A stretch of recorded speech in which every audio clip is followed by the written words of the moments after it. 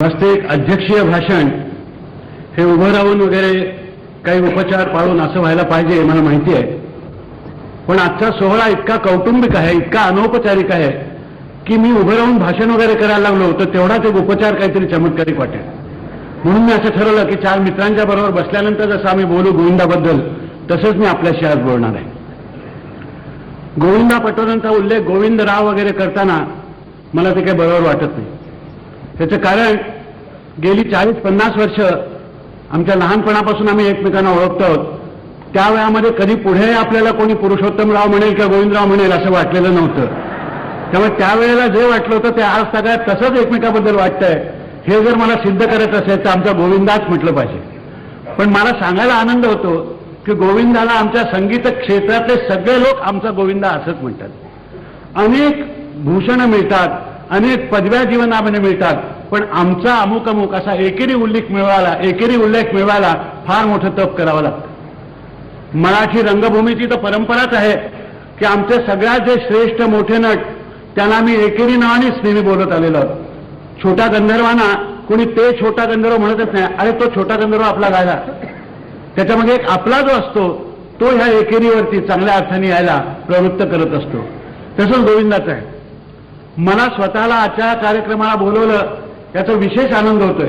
तसं म्हणजे मला अध्यक्ष म्हणून बोलवल्याबद्दल बहुमान वाटला वगैरे असं वाटायचे दिवस गेलेले आहेत. मी होऊनही तितका अध्यक्ष होत चाललेलो आहे. त्यामुळे पुष्कळ लोक विचारतात हल्ली काय करतात अध्यक्षपदाची भाषणं एवढंच सांगू. पण आज मी इथे आलो तर मी अध्यक्ष म्हणून आलो नाही. मला इतकी वर्ष ज्याची मी वाट पाहत होतो त्याचं आमंत्रण मला आज आलं. मला पेटीवाला म्हणून आज बोलवलं याचं मला सगळ्यात बरं आहे.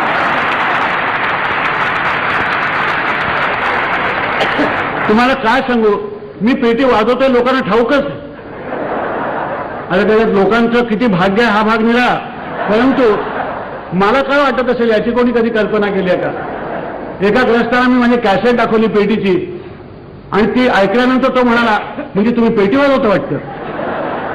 म्हणजे एखाद्या बाईने आपलं मूल दाखवावं माझं बाबा बघा हा म्हणून किंवा माझी बेबी बघा म्हणून आणि त्यांनी म्हणा म्हणजे आपलं लग्न झालं वाटतं असं विचारण्यासारखं आहे. पण आज मला इथे बोलायला वाटतं त्याबरोबर एक माझी गोची मात्र करून ठेवलेली आहे. तीही मला माहिती आहे. म्हणजे गोविंदाबरोबर जुगलबंदी असं केल्यामुळे मात्र मला धास्ती वाटायला लागलेली आहे. मी आतापर्यंत भीतीने पोटात गोळा येतो हे ऐकलेलं होतं, पण बोटात गोळा येतो हे मला आज लक्षात आलं.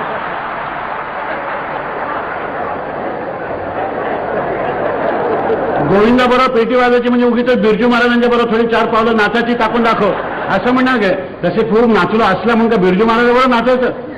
गोविंदाची पेटी ही वाजत नाही, बोलते. गोविंदा बोटानी गातो म्हणून तो आपल्या जवळचा वाटतो आपल्याला. आमचे वसंतराव देशपांडे पेटीवाल्यांचे 2 भाग करत असत. वसंतरावची खास शैली सांगायचं, अरे आमका आमकाना तो पेटाड्या आहे म्हणजे वाटाड्यासारखा. म्हणजे नुसत्या त्या निसर्गात कुठलाही रस न घेता हा रस्ता असा जातो तो रस्ता तसा जातो सांगणारा वाटाडा असतो ना तसला. आणि दुसरे पेटी वाजवणारे असतात. पेटाडा असतो तो नुसता पट्टीला पट्टी दाबत बसलेला असतो तिथं. त्यामुळे स्वतः आपण पट्टीचे वाजवणारे आहोत असाही त्याचा गैरसमज होत असेल तो सोडून द्या. परंतु गोविंदा जे वाजवतो त्याच्यामध्ये ते गाणं आपल्याला ऐकू येत असतं. मला सगळ्यात लहानपणी मी सुद्धा पेटीकडे का वळलो याची मला अजून आठवण आहे की एका कीर्तनाला गेलो होतो. लहानपणी सगळ्यात आनंदाचा भाग संगीत नृत्य नाटक सगळं बघायचं आणि कीर्तन हाच होता. तर कीर्तनाला तिथे बसलो असताना कीर्तनकारांनी न धरी शस्त्र करी मी असं काहीतरी म्हटलं. त्या रथचक्र उद्धरू दे आणि त्या पेटीवाल्यांनी पेटीत ते जे वाजवलं त्याच्यात मला रथचक्र उद्धरू दे ऐकायला आलं. टटा टटा असं नाही ऐकवलं. त्या वाद्यांनी त्या क्षणी मला मोहन काढला आणि एक मोठा मंत्र सांगितला की भारतीय संगीताचं वैशिष्ट्य असं आहे की वाद्यांनी गावं आणि गळ्यानी वीणा वाजवावी. वाद्य बोललं तर ते वाद्य आपलं वाद्य पण सिद्ध करतं. किंबहुना भारतीय संगीताची सुरुवातच ही वाद्यापासून आहे. आज महादेव बीन बजाय बीनापासून आपली सुरुवात झालेली आहे. आणि जुन्या शास्त्रकारांनी आपल्या ह्या देहाला शरीर वीणा असं म्हटलेलं आहे. ज्या वेळेला गवई गातो त्यावेळेला शरीर वीणा वाजली तर ते गाणं गाण्यासारखं वाटतं. आपण चांगलं गाणं गायला म्हणताना असं म्हणतो ना की काय वाटत होतं, वीणा चालली असं वाटत होतं, सतार चालली असं वाटत होतं. आणि ज्या वेळेला गोविंदा पेटी वाजवतो त्यावेळेला आपण म्हणतो अरे शब्द ऐकू येत होते. आणि महाराष्ट्राला त्या साथीच्या मध्ये शब्द ऐकायची नाटकाने इतकी सुंदर सवय लावलेली आहे की तशी पेटी न वाजवणारे लोक हे बाजा वाजवतात. आणि म्हणून ज्यांनी ती पेटी ऐकली नाही असे मूर्ख लोक रेडिओवर पेटी बंद करतात.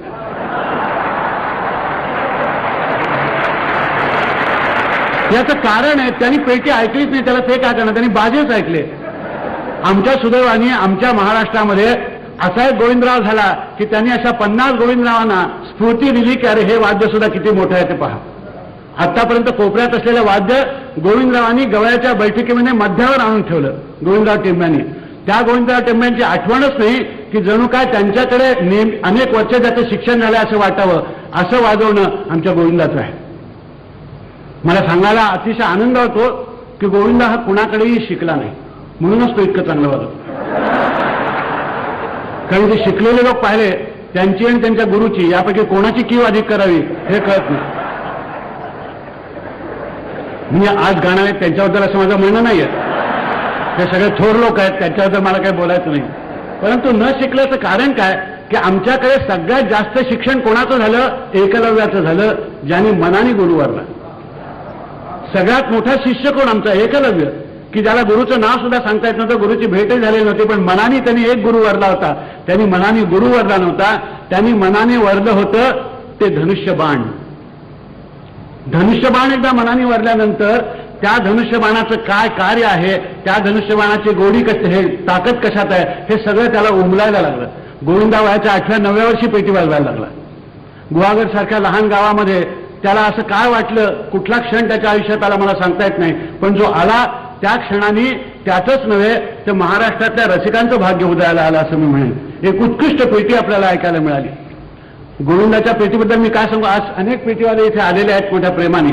मग टेंब्यांनी हे वाद्य प्रतिष्ठेला नेऊन पोहोचवलं. ह्या वाद्यामध्ये ख्याल वाजवता येतो, ख्याल गायल्यासारखा वाटतो हे त्यांनी दाखवून दिलं. त्याच्यापूर्वी साथीचं एक वाद्य बाजूला टाकलेलं, अशा रीतीनेच ते होतं. गोविंदरावांनी त्या वाद्याला मोठेपणा दिला. असा मोठेपणा ज्याप्रमाणे सनईला बिस्मिल्लाने दिला. नाही तर सनई देवळाच्या कोपऱ्यात कुठे वाजायची, कुठून वाजते माहिती सुद्धा नसायचं. कोकिळा कुठून गाते ते दिसत नाही, ऐकू येतं. तसं सनईवाला कुठेतरी वाजवायचं आणि ते ऐकू यायचं. किंवा लग्नामध्ये सनईवाल्याने वाजवायचं आणि बरोबर 6 वाजता तर देवलग्न म्हटल्यानंतर ती तोंडात सनई घालून तयार राहायचं वगैरे, इतकी त्याची ड्रिल ही लोकांना माहिती होती. त्याच्याकडे शांत चित्ताने कोणी सनई ऐकत बसलाय असं काही दृश्य आपल्या लग्नात दिसायचं नाही. चांगली वाजवून सुद्धा ते उपेक्षित राहिले. त्या सनई या वाद्याला जशी प्रतिष्ठा, जसं स्थान किंवा त्याचं शक्ती कशामध्ये आहे हे बिस्मिल्लाने दाखवलं. त्याप्रमाणे गोविंदराव टेंब्यांनी महाराष्ट्रामध्ये पेटी म्हणजे काय आहे हे लोकांना दाखवून दिलं. याचा अर्थ त्यांच्या आधीचे लोक वाईट वाजवत होते, कमी होते असं नाही, परंतु एक ऐतिहासिक क्षण असतो की ज्या वेळेला ते कार्य कोणाच्या तरी हातून घडत असतं. असं कार्य त्यांच्या हातून घडलं म्हणून त्यांनी, नाहीतर पेटी हे साथीचं वाद्य. आणि अजूनही साथीदार या माणसाबद्दल जितक्या गौरवाने बोलायला पाहिजे असं काही बोललं जातच असं नाही.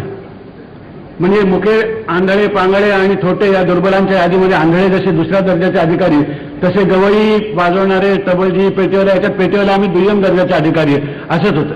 याचे सुद्धा काही विचित्र अनुभव येतात. मला एक अत्यंत करुण असा अनुभव आलेला होता. आमच्या वसंताबरोबरच मी पेटीवाला म्हणून दौऱ्यावरती जात होतो. एकेकाळी नागपूर जवळच्या एका लहानशा गावात गेलो. तर नागपूरबद्दल मला काही बोलायचं नाही, गोखऱ्यांसारखी माणसं असताना मी तसं काही बोलणंच शक्य नाही.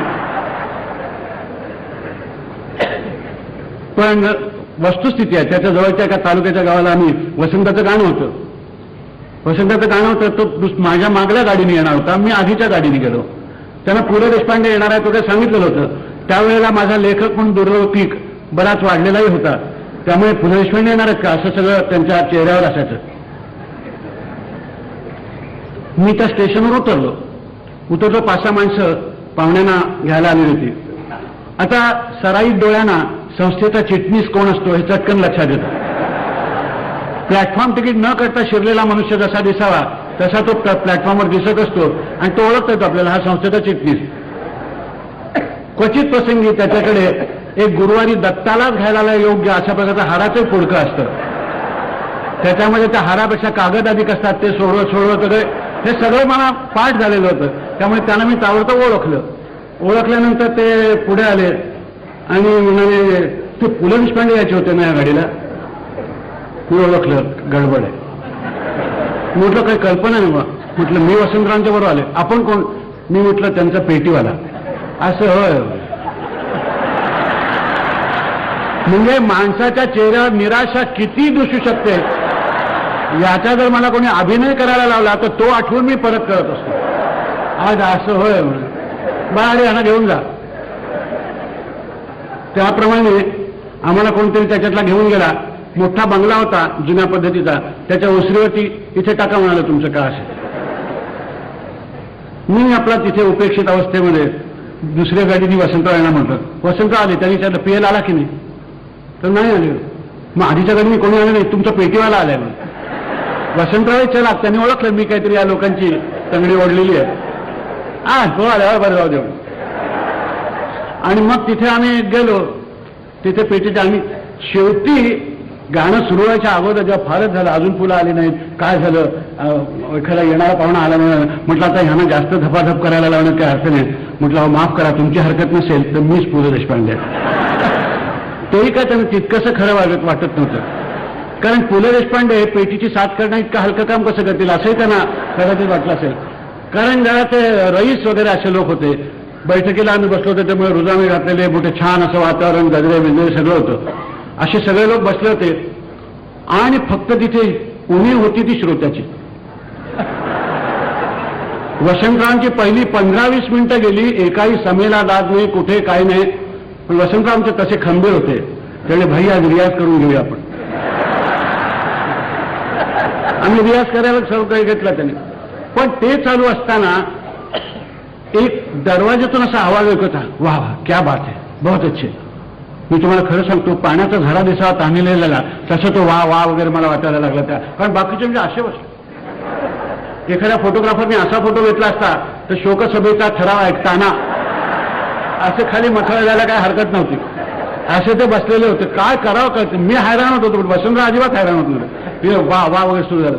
तर कोपऱ्यात एक बिचारा मनुष्य अंग मोडून बसला होता. आणि मी म्हटलं आप आइए हाँ यहाँ आ गए. न्यूज म्हटलं आइए. मग मी निरखून पाहिलं.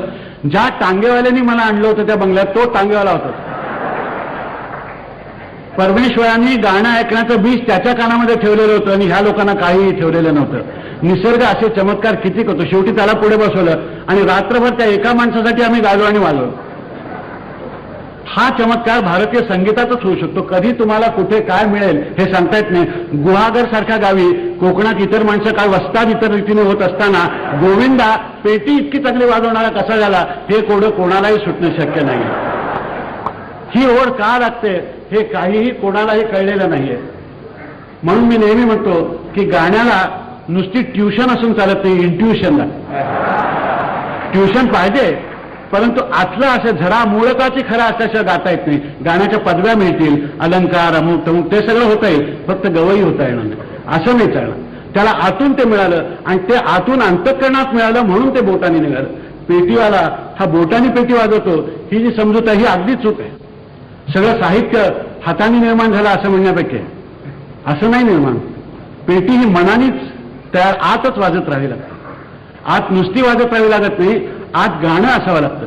आणि म्हणून मला नेहमी वाटतं की वाद्यकार हा वाद्यातून गात असणारा मनुष्य असतो.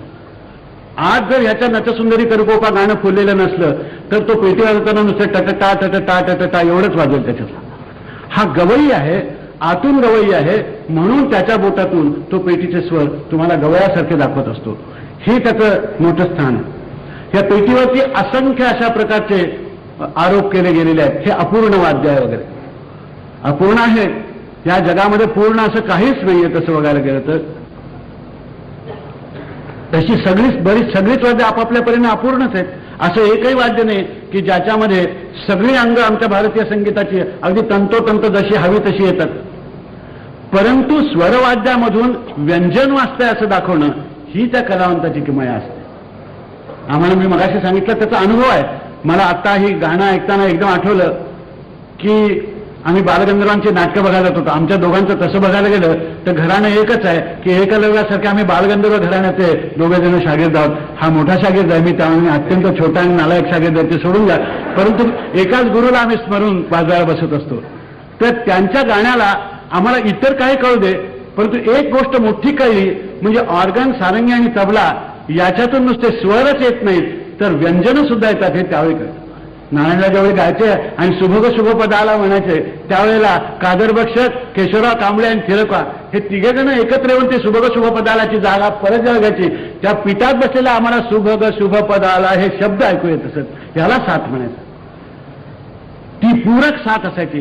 साथ ह्याचा अर्थ नुसता अनुसरण नाही, तो अनुचर नसतो गवयाचा, तो गवयाचा सहचर सुद्धा असतो.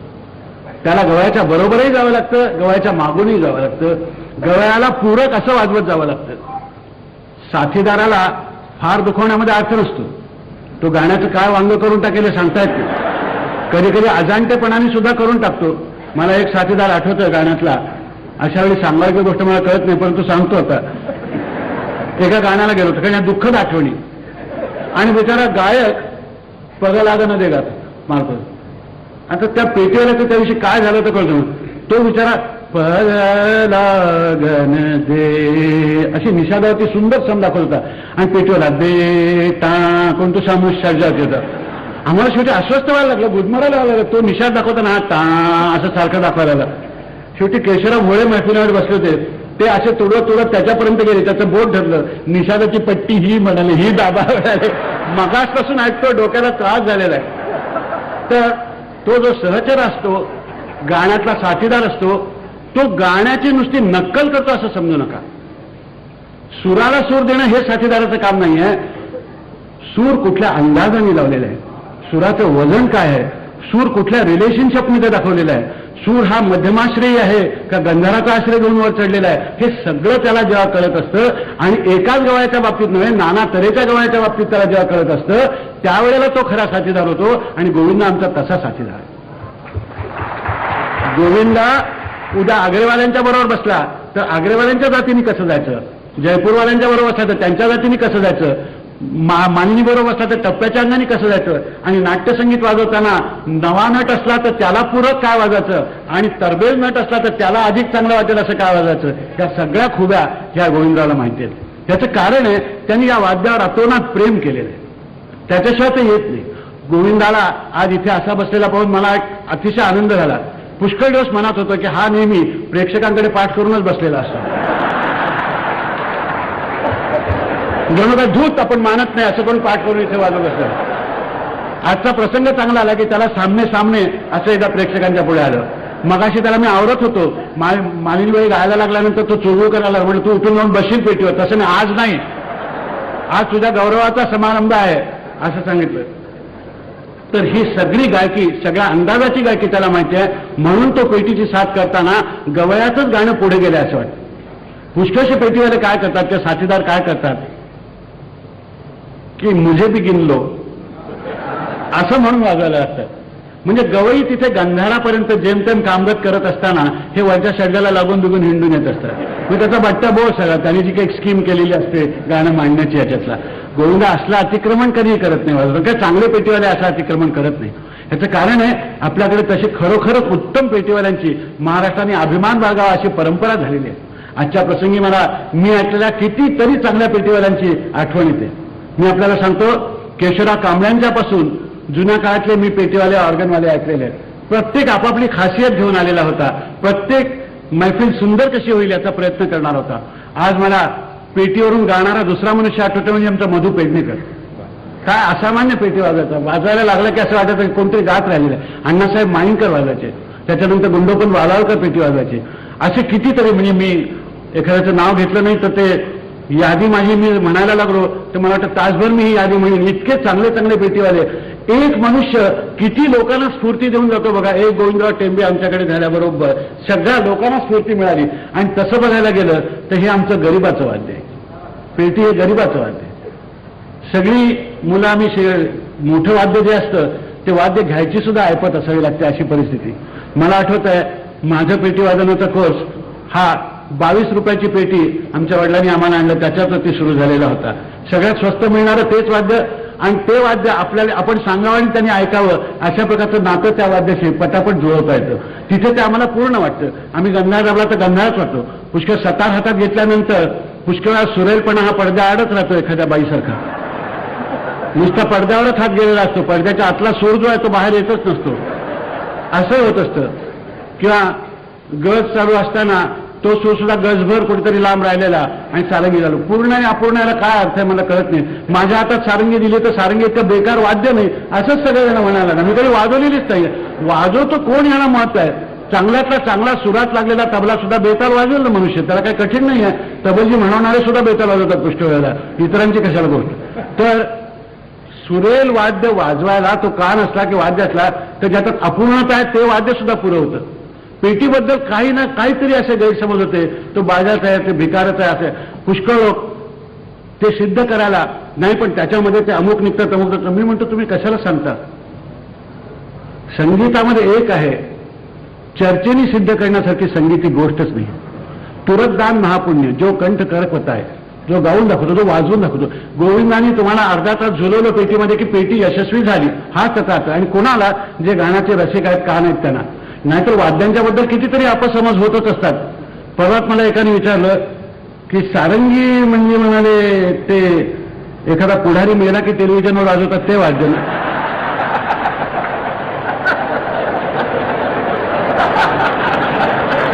काय त्या सारंगीची अवस्था मला सांग. आपण अशा पुष्कळ गोष्टी गमतीदार करत असतो. अलीकडे तर मी अलीकडे बघायला लागलोय की कोणी निधन कोणाचं झालं तर त्यावेळेला गीता पठणच सुरू करतात. अरे रणक्षेत्रावरची गीता आहे ती, मरणक्षेत्रावर कशाला आणतात. मा मनुस्मर युद्धचा श्लोक म्हणत आणि ते आडवं पडलेलं काय काहीतरी खुलासा. तसं ते सारंगीचं वाद्य इतकं चांगलं वाद्य की ठुमरीमध्ये सारा शृंगार तुमच्या डोळ्यापुढे उभं करणारं वाद्य. कुणाच्या मरणानंतर टॅ टॅ टॅ करून तो वाजवतं. साध्या सुद्धा माणसाला वाटत होती कोणी मेलं की त्याचं हे वाद्य दिसतं बहुतेक. म्युन्सिपाल्टी दिवशी शवपेटिका म्हणजे ही काय फिरायला जायची गाडी नाही हे कळतं लोकांना. तसं ते वाद्य आलं की मला तर भ्यास होतं काय झालं आज. म्हणजे आपण मूर्खपणाने हे गाण्यात नसलेले लोक राजकारणात असतात आणि तिथून सगळं घाण करत असतात.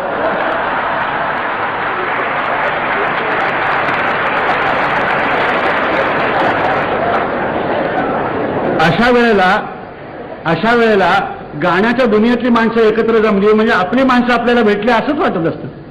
आज जर इथे बघायला गेला तर मुंबई शहरातली संगीताची सगळी रसिकता आज इथे मौजूद आहे. आणि कशाला आलेली आहे की एक उपेक्षित अशा जागेवर बसणारा आमचा पेटीवाला, त्यांनी जो त्यांना दिलेला आनंद आहे त्याच्याबद्दलची कृतज्ञता व्यक्त करण्याची संधी शोधत होती. आज निसर्गाच्या कृपेने त्याला 60 वर्ष लागलं म्हणून आपण त्याला आज अभिष्टचिंतन करण्याचा नुसता एक काहीतरी निमित्त आपण शोधून काढलं. असं आपण 75व्या वर्षी काढणार आहोत हे मी त्याला आजच सांगून ठेवतो. तर अशी यांनी आयुष्यभर सुंदर अशा रीतीने साथ केली, गाणी वाजवली. गाणी नुसती वाजवली नाहीत तर गाण्यामध्ये रंगत भरली. रंगत अशा रीतीने भरली की आपण भरतो याची जाणीव इतर कुठल्याही मार्गाने त्यांनी लोकांना करून दिली नाही. गोविंदा पेटीला आहे हे फक्त आमच्या कानाला आणि मनाला कळायचं, डोळ्याला कळत नसेल. पुष्कळ वेळेला बैठकीमध्ये गाणाऱ्यापेक्षा गाण्याच्या साथीचे लोक इतके गडबडगुंडा करत असतात की गवळ्याची त्यांना साथ चालली आहे अशा प्रकारचं काहीतरी वातावरण निर्माण होतं. हेही करतात. पुष्कळ वेळेला गवळ्याचा अंदाज चुकीचा असला तर त्याला दुरुस्त करायला लागतात. तेही काय बरोबर आहे असं वाटत नाही. याचं तसं केलं तर सामान्यांच्या लक्षात न आलेली चूक मुद्दा म्हणून दाखवून दिली. असं ग मग असा जर तो जात नसेल तर पुन्हा त्याला दाखवलं प वरून रेवर ये, प वरून रेवर. कशाला तुझं मास्करच केली झालं. तो 55 जर गंधारावर येत असेल 55 एवढं गंधाराला, त्याची जर इच्छा आहे त्याविषयी गंधाराला यायची तर आपण काही त्याला दुरुस्त करून लोकांना ह्याचं बरोबर कळलेलं नाही बरं का याला आमकारात असं दाखवण्याची गरज नाही. त्यामुळे साथीदारावरची पुष्कळ जबाबदारी असते. तो त्याचा स्नेही असावा लागतो. तो त्याचा अत्यंत चांगल्या रीतीने ह्याची मैफिल यशस्वी व्हावी असं वाटणारा शुभचिंतक असावा लागतो. जसं ज्या गवळ्याला माझी बैठक चांगली व्हावी असं वाटतं तितकंच त्याच्या साथीदाराला ती चांगली व्हावी असं वाटलं पाहिजे. कारण हा सगळा टोटल एकत्र येऊन करायचा खेळ आहे. आणि खेळ कसला आहे, कैवल्यात्मक स्वरूपाचा खेळ. गोविंदाची पेटी वाजवली, आम्ही ऐकली म्हणजे काय ऐकलं असं जर कोणी विचारलं तर शब्दांनी काही सांगता येत नाही. आणि जगामध्ये सगळ्यात मोठा आनंद कुठला असं विचारलं तर अनिर्वचनीय हा आनंद, म्हणजे ज्याला वचन नाही, ज्याला शब्द सांगता येत नाही तो आनंद. तो आनंद आमच्या भारतीय संगीतात मिळत असतो. भारतीय संगीताचं वैशिष्ट्य काय सांगितलं की मला विचारलं एकाने की तुमच्या संगीतात हे चालू असतं ह्याचा अर्थ काय. मी म्हटलं की भारतीय संगीताचं सगळ्यात मोठं वैशिष्ट्य हे आहे की तिथे अर्थ नाही. आमच्या संगीताला अर्थ नाही हेच सगळ्यात मोठं आहे. व्यर्थी अधिकाचे अर्थ असे तो ज्यास दिसे त्या म्हणती पिसे. बागेश्री गायला म्हणजे काय झालं, बागेश्री गायला एवढंच झालं, बाकी दुसरं काहीही झालं नाही. यमन गायला म्हणजे काय झालं, यमन गायला हेच झालं. याच्यातून फायदा काय झाला वगैरे असं कोणी विचारायला तर त्याला गुलाब दिल्यानंतर तो त्याचा गुलकंद करायला जाईल याची खात्री बाळगा, वास घ्यायच्या अगोदर. भारतीय संगीताचं हे सगळ्यात मोठं वैशिष्ट्य त्या कैवल्य स्वरूपाचं आहे. म्हणून आम्हाला लोक वेडे म्हणतात. आम्ही आजचंच गाणं ऐकून नव्हे तर 25-30 वर्षापूर्वीचं 50 वर्षापूर्वीचं गाणं ऐकून सुद्धा क्या बात आहे असं एकदम म्हणतो. आणि मला आणि गोविंदाला लगेच कळतं की अरे त्या बैठकीबद्दल आपण बोलतो. ही भाषा ही आमची एकमेकाच्या ये हृदयीचे ते हृदयी घातले असं ज्या वेळेला संगीत एकमेकाच्या हृदयातून गेलेलं असतं त्यावेळेस होतं. मला जर माझ्या आयुष्यातली श्रीमंती मिळालेले क्षण विचारले तर मी हे सांगितले की मी असामान्य ऐकलेली गाणी हेच माझ्या आयुष्यातले श्रीमंतीचे क्षण आहेत. माझ्या सुदैवानी गेल्या 50 वर्षामध्ये अतिरथी महारथी हे विशेषण ज्यांना खऱ्या अर्थाने लावा आणि आम्हाला लावू नये त्यांनी लावलं तसं असे फार मोठे गवई इथे होऊन गेले. मी काय सांगू, पैशात आणि कशात काय किंमत करायची. वजेबुवांच्या दैवताला किती रुपयात मोजणार तुम्ही. अब्दुल करीम खान साहेबांचा स्वर ज्या वेळेला शर्जाला कामगत करून येऊन मिळायचा त्या स्थळाला तुम्ही तीर्थस्थळाशिवाय दुसरं काय उपमा देणार. एकेका गवळ्यांनी किती सुंदर आहे. मी या गोविंदाचीच तुम्हाला गोष्ट सांगतो. मी होनाजी बा हे नाटक अनेक वेळा का बघायला गेलो की गोविंद आणि दामू हे साथीला असायचे आणि मधल्या ह्याच्यामध्ये त्या आमच्या साहित्य संघाच्या उघड्या मैदानात मध्ये पेटी गोविंदाचं ऑर्गन त्या दोघांचं इतकं चालायचं की ह्या नटांनी त्यातले गाण्याचे शब्द बदलले. श्रीरंगा कमला कांतामध्ये एका ठिकाणी धोंडी सदाशिव अशा त्या दोघांची नाव होती ते काढलं आणि दामू गोविंदा जोड असं घातलं होतं. म्हणजे दामू पार्सेकर तवजी आणि गोविंदा आमचा हा असे त्याच्या नाटकातले शब्दही बदलले होते. ते आम्हाला काही लोकांना कोडवर्ड माहिती होते. ते आलं की आम्हाला हसूही यायचं आणि लोकांना आनंद व्हायचा. असे क्षण यांनी कितीतरी दिलेले, साथीच्या ह्याच्यात दिलेले आहेत, साथ वाढवलेले दिलेले आहेत. अशा एवढं मला आत्ता बोलता बोलता आठवलं की एक रामभाऊ सळगंगरांचा मी ललत ऐकला होता. ब्राह्मण सभेमध्ये सकाळी ललत गायले होते. कोणीही आता ललत गायला लागलं की मला ती बैठक रामभाऊंचीच चालली असं वाटायला लागतं. इतक्या त्या ललताचा आणि रामभाऊंचा संयोग जुळून आलेला आहे. कोणी भीमपरा सुरू केला की आम्हाला बालगंधर्वांशिवाय दुसरं काही डोळ्यापुढे दिसतच नाही, काय करायचं. त्यांना आंदण दिलेलाच राग होता तो आणि त्यांना आंदण दिलेला राग हा सगळ्या महाराष्ट्राने आपलासा केला. आता ही मुलगी पुरंदरदास गायला लागली. मी तिला सांगणार होतो की अगं तू महाराष्ट्राचा सगळ्यात लाडका राग काढलेलाच कानडी भजन गायला, याच्यापेक्षा एकात्मता तुला दुसरी काय पाहिजे आणखी. तर हे अशा प्रकारचं जे देणं दिलेले लोक आहेत, फार प्रचंड असं दैवी देणं दिलेले लोक आहेत, ते आपल्याला गरीब होऊच देत नाहीत. ते सदैव श्रीमंतच ठेवतात आपल्याला. फक्त आपल्याला ती श्रीमंती बघता आली पाहिजे. नाही तर फायदा काय हा जर विचार केला तर मग ती श्रीमंती दिसणार नाही. एक चीनीमध्ये गोष्ट आहे की तुम्हाला 2 पैसे मिळाले तर 1 पैशाचं तुम्ही धान्य आणा आणि 1 पैशाचं फूल आणा. धान्य तुम्हाला जगविल आणि फूल तुम्हाला का जगायचं याचं कारण देईल. गोविंदांनी तुमच्या आमच्यासारख्या लोकांना का जगायचं याचं कारण दिलं. मालिनीबाईंनी दिलं, माणिक वर्मांनी दिलं. म्हणून आम्ही तर यांचे कृतज्ञ राहिलेलो आहोत. म्हणून आम्ही शोधत असतो की यांचा गौरव करायची संधी कुठे शोधायची. खरं म्हटलं म्हणजे तेच आमचा गाऊन आमच्या कानांचा आणि आमच्या मनाचा गौरव सतत करत असतात. ते आम्हाला असं भासवत असतात की तुम्ही आहात म्हणून आम्ही गातोय. हे खरं नसतं. मी तुम्हाला सांगतो, आपण उगाच खोटे स्वतःबद्दल समजूत करून घेण्याचे कारण नाही. आपण त्यांच्याबद्दल उलट ऋणी राहायला पाहिजे की इतकी श्रीमंती मंडळी देतात. 1 पैशाचं धान्य आणण्याचं जे काम आहे त्याच्यासाठी गोविंदांनी आयुष्यभर एका विसंवादी वातावरणात नोकरी केली, पोलीस खात्यात. गोविंदाला आधी त्या पोलीस खात्याच्या कचेरीत आत घेतला कसा एवढ्याशा माणसाला, येथूनच मला शंका आहे. परंतु कदाचित त्यावेळेला एखादा पोलीसचा माणूस पेटीचा प्रेमी वगैरे असला पाहिजे. कारण माझा त्याच जोरावरती ज्या इमारतीमध्ये गोविंदा नोकरीला होता त्याच पोलीस हेडक्वार्टर्समध्ये पु ल देशपांडेंची सुद्धा सेवा घडलेली आहे. तिथे मीही कारकून होतो 3 महिने. पण 3 महिन्याच्या वरती मला टिकाव धरता आला नाही आणि गोविंदाने 33 वर्ष तिथे टिकाव धरला. आणि पोलीस खात्यामध्ये राहून सुद्धा सुरांचं प्रेम ह्या माणसाचं एवढं टिकून राहिलं. त्याआधी आपलं महाराष्ट्राचं पोलीस खातं सुद्धा किती रंगेल आणि रसिक असलं पाहिजे हे तेव्हा. महाराष्ट्राच्या पोलीस खात्याचं कौतुक करायला पाहिजे की एका गाणाऱ्याचं गाणं महाराष्ट्रातल्या पोलिसांनी पायाखाली तुडवलं नाही. तिथे त्यांनी नोकरी केली. ती नोकरी ते जे कीप द पॉट बॉइलिंग म्हणतात ज्याला, चूल धगधगती ठेवण्यासाठी जी नोकरी लागत असते ती केली आणि ती चूल धगधगती गोविंदरावांच्या पत्नीने केली. आज सगळा गोविंदाचा सत्कार चालू असताना त्या मनात म्हणत असतील, तुम्हाला वाटतं एवढा मनुष्य नाहीये, जराशी भाकरी करपली काय आगा डोक्यावरती घेतात सगळं, तर असं त्यांच्या मनात विचार येतच असले पाहिजेत. त्या काही सांगणार नाही आहेत, परंतु हे मी एवढ्यासाठी म्हटलं सांगू नये. बरं का, ते चालू असताना त्यांची संगीत साधनात आहे. आम्हाला गोविंदराव आणखी अनेक वर्ष असे उत्तम प्रकृतीमध्ये मानसिक उत्तम अवस्थेमध्ये कशाला हवेत, आमच्या स्वार्थासाठी हवेत. आम्हाला चांगली गाणी ऐकायची आहेत आणि चांगलं गाणं उजव्या बाजूला गोविंदराव असल्याच्या डावाला गोविंदराव असल्याच्या आम्हाला ऐकायलाच मिळत नाही, अशी आमच्या मनाची धारणा त्यांनीच करून दिलेली आहे. त्या अपराधाबद्दल त्यांनी त्यांना उत्तम अशा प्रकारचं आयुरारोग्य लाभलं पाहिजे. आज 60व्या वर्षी मी त्यांच्यापेक्षा 1 सप्तक वर्षांनी वडील आहे. ते 60 असेल तर तो 60 असेल तर मी 67 आहे. त्यामुळे त्या अधिकाराने मी गोविंदाला आशीर्वाद देतो. आपल्या सर्वांच्या तर्फे आपल्या सर्वांच्या मनात जो आशीर्वाद आहे तो देतो की अशाच प्रकारची सुरांची सृष्टी निर्माण करण्यासाठी त्याला उत्तम आयुरारोग्य मिळावं, मानसिक स्वास्थ्य मिळावं आणि तुमच्यासारखा रसिक हा सदैव त्याच्या पाठीशी असावा, म्हणजे तो अतिशय उत्तम वागेल याची मला खात्री आहे. तर असा योग येवो आणि आजचा हा योग आलेला आहे. या योगामध्ये त्यांनी माझी एक पंचायत करून ठेवली. मी मगाशी सांगितली की पेटीची जुगलबंदी असा शब्द वापरलाय. कुठली जुगलबंदी? गोविंदांनी एका दिवसात जेवढं वाजवलं तेवढं मी वर्षावर्षात कधी वाजवलेलं नाहीये. मी आज असं ठरवलं आहे की गोविंदा लोकांची साथ करतो, आज मी गोविंदाची साथ करणार आहे असं मी ठरवलेलं आहे.